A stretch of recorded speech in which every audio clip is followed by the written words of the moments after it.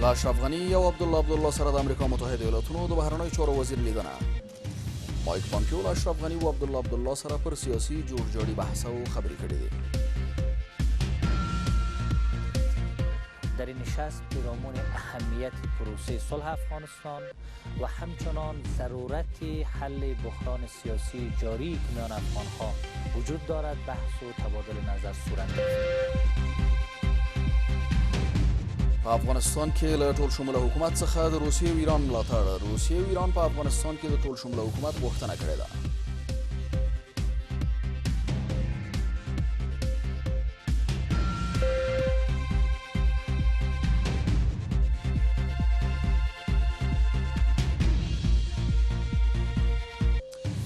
او د نړۍ په یو شمېر هیوادونو کې د کرونا ویروس د قربانیانو شمېر زیاتوالی کوي. 19 په ایران، ایټالیا او اسپانیا کې سلګونه نور کسان وژلي دي.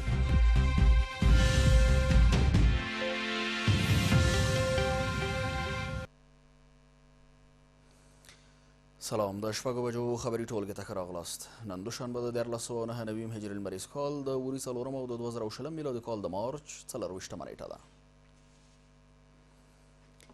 د هم پوره خبرونه وایان سید ادریس سادات. د امریکا متحده ایالاتونو د بهرنیو چارو وزیر د ولسمشر غني او عبدالله ترمنځ د جوړجاړي لپاره کابل ته راغلی دی. مایک پامپیو کابل ته د سفر پر مهال له اشرف غني او عبدالله سره په جلا توګه کتلي او په خبرو کې د پرمختګ په صورت کې به پارک کې د ولسمشر غني او عبدالله په ګډون ګډه ناسته جوړیږي. د چارو شنونکي وایي کابل ته د امریکا متحده ایالاتونو د بهرنیو چارو وزیر سفر د دې ښکارندویي کوي چې واشنګټن یو وارې بیا د 2014 میلادي کال سناریو تکراروي او په افغانستان کې د خپل خوښې حکومت جوړوي. د امریکا د بهرنیو چارو وزیر مایک پومپیو کابل ته د سفر پر مهال له ولسمشر غني او عبدالله سره جلا مجلسونه وکړل. ولسمشر ماڼۍ وایي مایک پومپیو له ولسمشر غني سره کتلي او په دې لیدنه کې دواړو خواو د سولې پر بهیر په دې تړاو راتلونکو اقداماتو د افغان سولې لپاره پر سیمه ییز اجماع او په هیواد کې پر روان سیاسي او امنیتي وضعیت بحث او خبرې شوي دي.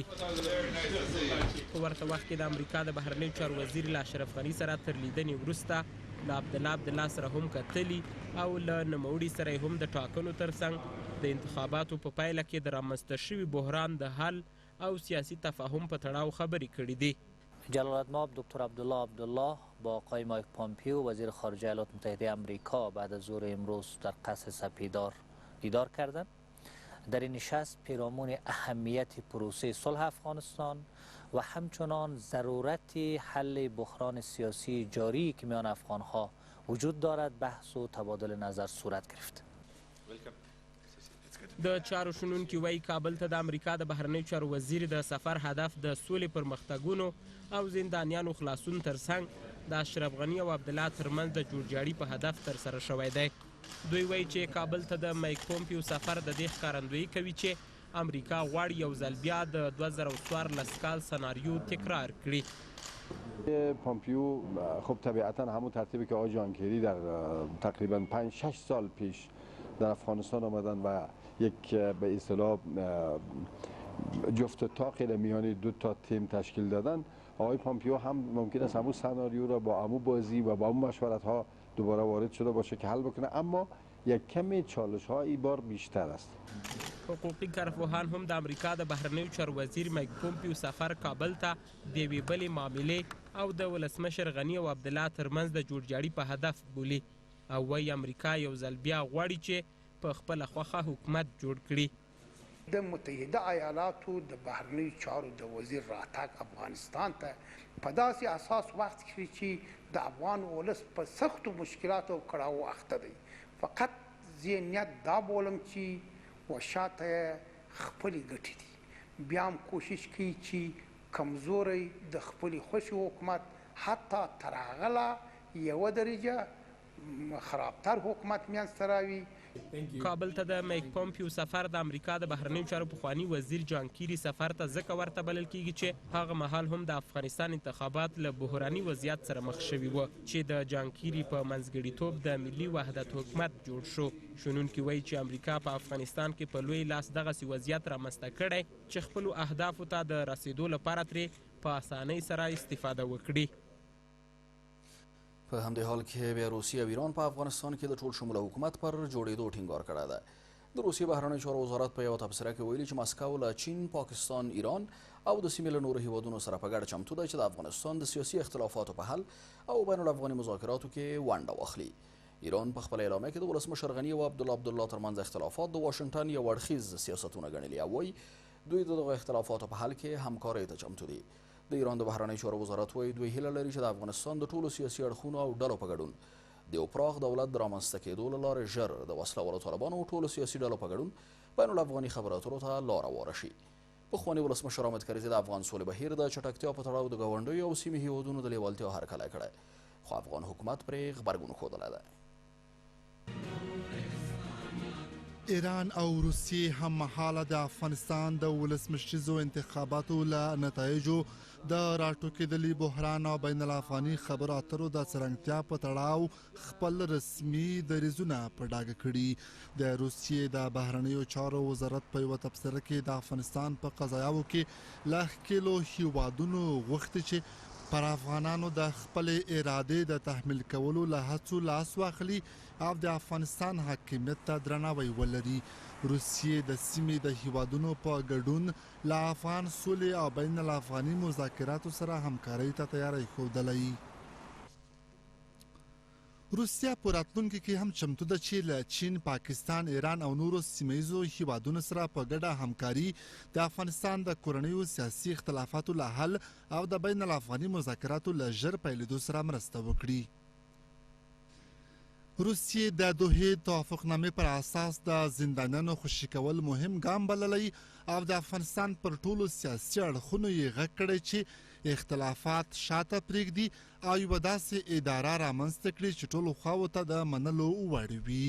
په ورته وخت کې د ایران د بهرنیو چارو وزارت په خپله اعلامیه کې د ولسمشر غني او ډاکټر عبدالله ترمنځ اختلافات د متحده ایالاتو یو اړخیز سیاستونه بولي او ټینګار کوي چې تهران د دغو اختلافاتو په حل کې رول لوبولو ته چمتو دی. د ایران د بهرنیو چارو وزارت وایي دوی هیله لري چې د افغانستان د ټولو سیاسي اړخونو او ډلو په شمول د یو پراخ دولت د رامنځته کېدو له لارې ژر د طالبانو او ټولو سیاسي ډلو په ګډون بین الافغاني خبرو اترو ته لاره هواره شي. ایران له افغان سیاسي مشرانو او د سیمې له هیوادونو غواړي چې خپل ټول ظرفیتونه د افغانستان د ولسمشریزو ټاکنو د وروستیو نتایجو په تړاو د دوو مشرانو ترمنځ د راټوکېدلو اختلافاتو په حل کې وکاروي. د افغانستان د بهرنیو چارو وزارت د ایران پر اعلامیه غبرګون ښودلی او دا یې د افغانستان د مسایلو په تړاو د تهران سطحي لید بللی. افغانستان له ایران سره مخ پر ودې اړیکې لري. دواړه هیوادونه ګڼ تاریخي، دیني او فرهنګي مشترکات لري. له دې سره دا تمه نه کېده چې ایران به د افغانستان د پیښو او مسایلو په تړاو دغسې سطحي لید ولري. خو پخواني ولسمشر حامد کرزي د افغان سولې بهیر د چټکتیا په تړاو د ګاونډیو او سیمې هیوادونو له لیوالتیا هرکلی کړی دی او وایي د سولې بهیر د انحصار د هڅو مخنیوی، د سولې بهیر افغاني کول او د بین الافغاني خبرو پیل د افغانستان د ملي حاکمیت پر ټینګښت کې مرسته کوي. په همدې حال کې پخواني ولسمشر حامد کرزي د افغانستان د سولې او سیاسي ثبات په اړه د روسیې او ایران له اعلامیو هرکلی کړی دی. د حامد کرزي له مطبوعاتي دفتره په خپره شوې اعلامیه کې راغلي چې کرزي د افغان سولې بهیر د چټکتیا په تړاو د ګاونډیو او سیمې هیوادونو له لیوالتیا هرکلی کړی او ویلي دي چې د افغانستان د ثبات او سولې بهیر سره د ګاونډیو او سیمې هیوادونو فعاله همکاري د سیمې هیوادونو په ګټه تمامیږي. کرزی وایي د سولې بهیر د انحصار هڅو مخنیوی، د دې بهیر افغاني کول او د بین الافغاني خبرو پیلېدل د افغانستان د ملي حاکمیت په ټینګښت کې مرسته کوي. د افغانستان پخواني ولسمشر له واشنګټنه غوښتي چې په افغانستان کې له خپل حضور څخه د نورو هیوادونو خلاف استفاده ونه کړي، بلکې د امریکا متحده ایالاتونو حضور باید په افغانستان کې د ثبات د ټینګښت او سیمه کې د همګرایي سبب شي. افغان حکومت او طالب استازو د بندیانو د خلاصون په اړه خبرې اترې کړې دي. د افغان سولې په برخه کې د امریکا متحده ایالاتونو ځانګړی استازی وایي د افغان حکومت او وسله والو طالبانو ترمنځ د بندیانو خلاصون په اړه لومړنۍ خبرې تسهیل کړي. د طالبانو د قطر سیاسي دفتر هم تاییدوي چې له مقابل لوري سره یوازې د بندیانو د خلاصون په اړه خبرې اترې کړې دي. افغان حکومت وایي د دوی د تماس ګروپ له وسله والو طالبانو سره د تاوتریخوالو پر کمښت دایمي اوربند او مخامخ مذاکراتو بحث کړی، خو د بندیانو خلاصون به د تدریجي او متقابل تضمین په بدل کې وي. په ورته مهال د چارو شنونکي او طالبانو ته نږدې سرچینې وایي تر هغې چې 6,000 بندیان آزاد نشي په پروسه کې پرمختګ نه راځي او ولسمشر د بندیانو آزادولو موضوع له ځنډولو سره د قدرت دوام لپاره پلمې لټوي. امریکا له طالبانو سره د سولې توافق وروسته د بندیانو خلاصون لپاره هڅې پیل کړي دي. د افغان سولې په برخه کې د امریکا ځانګړی استازی وایي چې د بندیانو خلاصون په اړه د افغان حکومت او طالبانو ترمنځ لومړنۍ تخنیکي خبرې تسهیل کړي او په دې برخه کې مهم، جدي او مفصل بحثونه ترسره شوي دي. د طالبانو د قطر سیاسي دفتر هم تاییدوي چې د افغان حکومت استازو سره یوازې د بندیانو خلاصون په تړاو خبرې کړي دي او د نورو موضوعاتو په اړه به په بین الافغاني مذاکراتو کې خبرې وشي. متحده ایالتونو او قطر د سکایپ ویډیو کنفرانس له لارې د افغان حکومت او طالبانو ترمنځ د بندیانو د خلاصون په اړه لومړنۍ تخنیکي خبرې تسهیل کړي. د 2 ساعتونو نه زیات نننی تخنیکي بحث خورا مهم، جدي او مفصل و. له ټولو غاړو مننه کوم هر څوک ښه پوهیږي چې د کرونا ویروس ګواښ د بندیانو چټک خلاصون اړین ګرځوي. زموږ د بندیانو د خلاصون تخنیکي ټیم د کابل ادارې تخنیکي ټیم سره د قطر او امریکې د هیئتونو په حضور کې د ویډیو کنفرانس له لارې خبرې وکړې. خبرې یوازې د بندیانو د خلاصون په هکله وي چې د هغو لپاره دا تخنیکي ټیمونه ټاکل شوي. د نورو موضوعاتو په هکله خبرې به په بین الافغاني مذاکراتو کې کیږي. افغان حکومت له طالبانو سره په دې خبرو کې د تاوتریخوالي په کمښت، اوربند او د سولې مخامخ مذاکراتو لپاره پر تخنیکي اقداماتو او د بندیانو آزادېدو ته زمینه سازۍ باندې بحث څخه خبر ورکوي. خو ټینګار یې دا دی چې بندیان به له متقابل تضمین وروسته په تدریجي توګه آزادېږي. په دې خبرو کې د تاوتریخوالي پر کمښت، دایمي او پراخ اوربند، د سولې پر مخامخ مذاکراتو، همداراز هغو تخنیکي اقداماتو باندې خبرې وسوې چې کولای سي د بندیانو آزادی ته زمینه مساعده کړي. قطعا موقف ما واضح است. فرمان رئیس جمهور وجود دارد. شما او فرمان دیدین. ما حاضر هستیم که به عنوان جزء از روند سال مسئله تبادل زندانیا را، آزادی تدریجی زندانیا را به اساس تضمین‌های متقابل ای را آغاز بکنیم. په ورته مهال د چارو شنونکي او طالبانو ته نږدې سرچینې وایي تر هغې چې د طالبانو او امریکا موافقتنامې پر اساس 6,000 بندیان خوشي نشي په پروسه کې پرمختګ ممکن نه دی او ولسمشر عمدن د سولې پروسې ځنډولو په هڅه کې دی چې د قدرت دوام لپاره پلمې پیدا کړي. تر هغې چې دا خلک خوشي شوي نه وي، خپلو کورو ته رسېدلي نه وي، بین الافغاني مذاکرات نشي شروع کېدلی، امکان نه لري چې شروع شي. دا که څوک فرامین ورکوي چې 1,500 به نن خلاص کم، 100 به بیا خلاص کم، 1,000 به بیا خلاص کم، دا بې ځایه فرامین دي، دا اصلا ځای نه لري. ولسمشر یوازې او یوازې هدف یې دا دی چې څنګه دغه پروسه په دې پروسه کې تعلل پیدا کړي، دغه پروسه وځنډوي، دغه مسله سبوتاژ کړي او د خپل قدرت او د خپل اقتدار د تداوم لپاره بهانې پیدا. دغه خبره لکه طالبانو چې ویلي دي په کوم ترتیب باندې هغه بندیان په هغه ترتیب باندې خلاص شي، خو البته د هغه دپاره به یو مقدمه وي چې کېدای شي چې د خلاصون دپاره یو زمینه سازي وشي. د طالبانو او امریکا ترمنځ د سولې شوې توافقنامې پر اساس باید د مارچ تر 10مې پورې طالب بندیان له زندانونو آزاد او بین الافغاني مذاکرات پیل شوي وای، خو دا پروسه ظاهرا د افغان حکومت مخالفتونو پر اساس ځنډېدلې ده او د تمو خلاف جګړه شدیده شوې ده. تازه کابل ته د امریکا د بهرنیو چارو وزیر د سفر په تړاو هم ویل کیږي چې له غني او عبدالله سره د توافقنامې پر عملي کېدو او د بندیانو پر آزادولو ټینګار کړی دی. د افغانستان د بشري حقونو خپلواک کمیسیون په کندوز ولایت کې وروستی هوایي برید د بشري قوانینو نقض بولي. یاد کمیسیون وایي حکومت د عملیاتو پر مهال د نړیوالو بشري قوانینو مراعاتولو مکلف دی، خو پر ملکي خلکو وروستي عملیات د ټولو بشري حقونو نقض دی او له ښکېلو خواوو غواړي چې په جګړه کې نړیوال اصول مراعات کړي. په ورته مهال د افغانستان د بشري حقوقو سازمان هم پر ملکی خلکو دغه برید د ټولو بشري اصولو خلاف عمل بولي او د دې برید عاملانو د مجازات غوښتنه کوي. د کندوز د امام صاحب ولسوالۍ اوسیدونکي وایي په دې ولسوالۍ کې د تېرې ورځې هوایي برید له امله د ښځو او ماشومانو په ګډون 11 ملکي وګړي وژل شوي دي. د سولې تر هوکړې وروسته د ښکېلو خواو له لوري د سمودې لپاره عملیاتو کې د کموالي پر دوام تېره ورځ کندوز ولایت کې هوایي برید شوی چې له امله یې ګڼو ملکي کسانو ته مرګ ژوبله اوښتې ده. د کندوز ولایت ځایي اوسیدونکي وایي چې برید د عبدالرشید په نوم د یوه ملکي کس په کور شوی چې له امله یې د ښځو او ماشومانو په شمول د یوې کورنۍ 11 غړي وژل شوي دي. دا بېرحمانه حمله چې په مظلومو کسانو په مسکینو کسانو باندې کړه، دا د ماشومان چې دا قتل شوي دي سیاسر زه خدای ټولې ماشومان د یو نیم کلن نه نیولې ته اوه کلنه پورې دا ماشومان سیاسر ټول د یو خاندان په قتل شوی دی. ویل کېږي چې د دې برید له امله د عبدالرشید له کورنۍ یوازې دغه 10 کلن ماشوم پاتې دی او نور هیڅ نه دي ورپاتې. د افغانستان د بشري حقوقو کمیسیون کندوز کې وروستی هوایي برید د ټولو بشري قوانینو او اصولو خلاف بولي.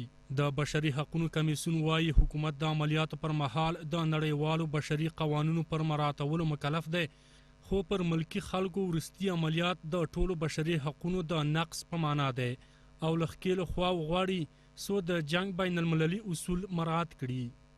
دولت به عنوان محافظ حقوق بشری شهروند مطرح است، نه به عنوان ناقض حقوق بشری شهروند. اگر این گونه رویدادها از طرف نیروهای دولتی صورت میگیره طبعا نقض بسیار آشکار از اصول حقوق بشردوستانه بین المللی است. په ورته مهال د افغانستان د بشري حقوقو سازمان هم پر ملکی خلکو دغه برید د ټولو بشري حقوقو اصولو خلاف بولي او د دې برید عاملانو ته د مجازاتو غوښتنه کوي.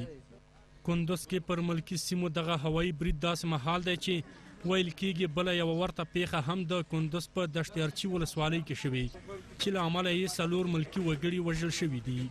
د افغانستان ملي دفاع وزارت د ملکي مرګ ژوبلې په تړاو څه نه دي ویلي، خو په یوه خبرپاڼه کې ویلي چې امام صاحب او دشت ارچي کې یې طالب وسلوال وژلي دي. په افغانستان کې به د کوویډ 19 یا کرونا ویروس پیښې روانه او راتلونکې اونۍ نور هم زیاتې شي. د روغتیا وزارت وایي په تېرو 24 ساعتونو کې د یادې ناروغۍ 6 نورې مثبتې پیښې ثبت شوي چې له دې سره په هیواد کې د کوویډ 19 یا کرونا ویروس مثبتې پیښې 40 ته لوړې شوي او له امله یو تن خپل ژوند له لاسه ورکړی دی. چارواکي وایي عام وګړي د له ګڼې ګوڼې ډډه وکړي او که وضعیت همداشان دوام ومومي ممکن افغانستان له یو ستر ناورین سره مخ شي. په افغانستان کې د کرونا ویروس مثبت پیښې هم ورځ تر بلې په ډېرېدو دي. د افغانستان د عامې روغتیا وزارت چارواکي وایي چې له تېرې ورځې راهیسې د کوویډ 19 یا کرونا ویروس 6 نوې مثبتې پیښې ثبت شوي دي چې له دې سره ټوله 40 پیښو ته رسېدلي او د دغې ناروغۍ له امله لومړنی کس چې د 80 کلونو په عمر کې وفات شوی. د عامې روغتیا وزارت وایي چې خلک دې له ازدحام جوړونې څخه ډډه وکړي او تر ډیره بریده دې په خپلو کورونو کې پاتې شي. مسؤلین وایي چې د کرونا ویروس پیښې به په روانه او راتلونکو اونیو کې نورې هم ډیرې شي. ما در 24 ساعت گذشته 6 واقعه در هرات داشتیم. روز به روز زیاد شده میره. این هفته و هفته بعدی واقعات ما شما زیاد شده میره. واقعات مشکوک هم زیاد شده میره، مثبت هم زیاد شده. در تمام دنیا شما که ببینین واقعات از هفته 4 و 5 شروع شده که به شکل بسیار سریع بلند رفته. دوی وایي که د خلکو له لوري د اوس په شان په ښارونو کې ګڼه ګوڼه دوام ومومي نو افغانان به له یوې سترې فاجعې سره مخ شي. په هرات ولایت کې د مثبتو پیښو د زیاتېدو له امله د عامې روغتیا وزیر فیروز الدین فیروز د یکشنبې په ورځ د یاد ولایت د قرنطین کېدو غوښتنه کړې وه، خو د ولسمشر سلاکار وایي هرات اوس نه قرنطین کیږي. وحید عمر وایي چې د هرات سیمهیزو چارواکو په ولسي جرګه کې د هرات استازو او مدني ټولنو غړو ولسمشر غني ته مشوره ورکړې چې په اوسنیو شرایطو کې چې اقتصادي او نور مسائل موجود دي یاد ولایت به قرنطین نشي. قرنطین کردن هرات یا اعلان یک نوع حالت اضطرار او بسیار ابعاد دیگه داره که باید تمامش سنجیده شود که بر فعلا مشوره مقامات محلی و مردم هرات و نمایندگان مردم هراتی است که بر فعلا نیاز به اطور یک اقدام نیست. په ورته مهال د کابل ښاریان هم دغه ویروس ډیر ګواښونکی بولي او ټینګار کوي چې خلک دې د دې ویروس په مخنیوي کې خپله لاس په کار شي. دوی له خلکو غوښتنه کوي چې په خپلو کورونو کې پاتې شي او د ډاکټرانو لارښوونې دې په خپل ورځني ژوند عملي کړي. کرونا ویروس په جهاني کچه جدي ونیسي او خلک دا بیربار کړونکي او د ګڼې ګوڼې څخه ډډه وکړي. د افغانانو نه مې هیله او خواهش دغه دی چې دوی تر هغه چې ضرورت ونه لري باید د خپلو کورونو نه باندې هم راونوځي. مردم افغانستان باید بسیار زیاد متوجه باشند، زیادتر بیرون نبرایند. ټولو وطنوالانو نه مې دا خواهش دی چې ډېر پام وکړي د خپل ځان سره. د کرونا ویروس په افغانستان کې په داسې حال کې مخ په پراخېدو ده چې اوس مهال له ایران څخه له سرحدي لارې هره ورځ سلګونه افغانان افغانستان ته راځي، خو د دغو د قرنطین او تدابیرو په اړه لازم اقدامات نه دي نیول شوي. په همدې حال کې په ننګرهار ولایت کې د کرونا ویروس خپرېدو د مخنیوي لپاره د عامه پوهاوي کمپاین پیل شوی دی. د نوموړي ولایت یو شمېر مدني فعالانو په جلال آباد ښار کې پر خلکو ماسکونه وویشل او غوښتنه یې وکړه چې د ناروغۍ د مخنیوي په برخه کې د هڅې وکړي او خپلې تابعاوې دې زیاتې کړي. په ورته مهال په هرات ولایت کې د کرونا ویروس د مخنیوي لپاره د سلبستریز روغتون چارې په چټکۍ سره روانې دي او چارواکي وایي چې ډېر ژر به ګټې اخیستنې ته وسپارل شي. په هیواد کې د کرونا ویروس د مثبتو پیښو له زیاتېدو سره مهاله په ولایتونو کې د دې ناروغۍ د پراخېدو ویره مخ په زیاتېدو ده. که څه هم حکومت سپارښتنه کړې چې د دې ناروغۍ د مخنیوي لپاره د ناستې نه ترسره کیږي او ورتګ راتګ دې محدود شي، خو په یو شمېر ولایتونو کې لا هم دغه ناروغي جدي نه ګڼل کیږي. د ننګرهار ولایت مدني فعالانو په همدې هدف په جلال آباد ښار کې د عامه پوهاوي کمپاین پیل کړ. مونږ دغه ورقې په دغه خاطر توضیح کوو د عامه پوهاوي لپاره چې تر څو دغه خلک دغه د مونږ ولس په دغه خبره خلک جدي نه ګڼي. د کرونا د وایرس د مخنیوي لپاره جدي تدابیر ونیول شي او دا ګڼه ختم شي او په عامه محفلونو کې ګډون ونه کړل شي او باید چې دغه وایرس لپاره مونږ ډېر زیات کارونه وکړو. د کرونا په اړه ټولو هیوادوالو ته عامه پوهاوی وشي، ځکه دا یو ساري ناروغي ده او که چېرته موږ دغه مخنیوی ونه کړو نو بدبختانه په افغانستان کې به ډېر یو غټ ناورین منځته راوړي. د ننګرهار والي هم په ښار کې د دې ناروغۍ د خپرېدو ویره پر ځای بولي او له خلکو غوښتنه کوي چې له بې ضرورته تګ راتګ دې ډډه وکړي. زما هیله د ننګرهار د ټولو ولسونو نه دا ده چې او یا کسان چې نور د کابل او د نور ولایتونو ننګرهار ته راځي اول بې ضرورته رانشي، یوازې د میلې په خاطر رانشي. صحیح ده چې د امن د خلک چکر وای، اما که بیا راځي ضرورت نشته چې په بازارونو کې وګرځي، ضرورت نشته چې بیروبار جوړ کړي، بنډارونه وکړي، ځکه چې دغه وایروس یو بل ته په دې شکل باندې انتقالیږي.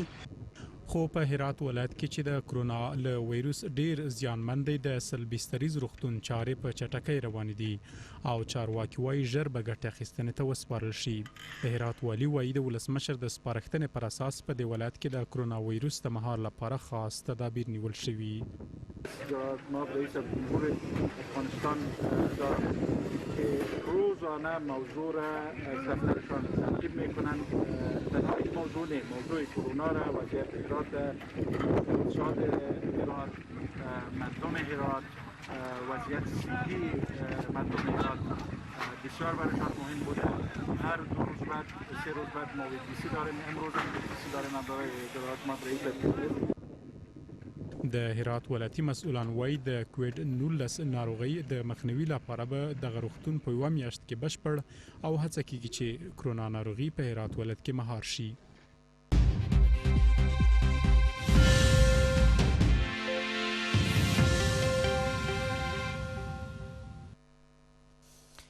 بیا هم ښه راغلاست او د همڅو بهرني خبرونه. کرونا ویروس نړیواله وبا په تیرو 24 ساعتونو کې په ایټالیا کې 651، اسپانیا کې 502 او په ایران کې 120 کسان وژلي دي. پر دې سربېره امریکا، جرمني، فرانسې، روسیې او ګڼ نورو هیوادونو هم د دې ویروس له کبله د مړینو خبر ورکړی دی. په دې توګه د دوشنبې تر ناوخته د نړۍ په کچه د کوویډ-19 ناروغۍ له کبله د مړو شویو کسانو شمېر له 15320 تنو او پر کرونا ویروس د اخته کسانو شمېر له 350,000 تنو اوښتی دی. له دې سره سویلي کوریا، روسیې، فرانسې، استرالیا او څو نورو هیوادونو ویلي چې د دوی لخوا د ښارونو قرنطین کېدو او د خلکو د تګ راتګ محدودیت د کرونا ویروس د خپرېدو د سرعت په کمېدو کې مرسته کړې او د دې ویروس د ورځنیو مثبتو پیښو ارقام د پام وړ ټیټ شوي دي.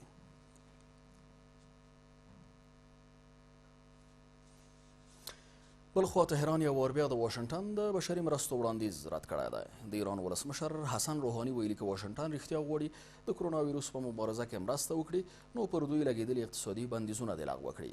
تر دې یوه ورځ وړاندې د ایران ستر مذهبي مشر آیت الله علي خامنه‌ای هم ویلي ول چې امریکا د کرونا ویروس پر جوړولو او خپرولو تورنه ده.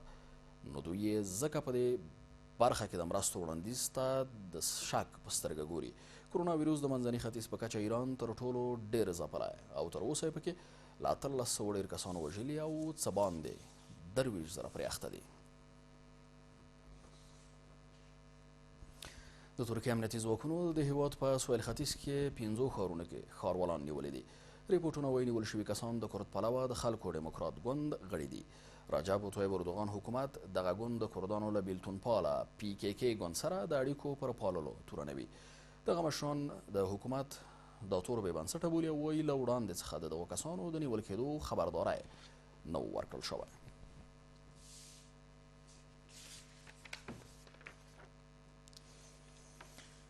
له دې سره سم روانه خبري ټولګه په همدې ځای پای ته رسېږي. له ملتیا مننه کوم. تر بیا د خدای په امان.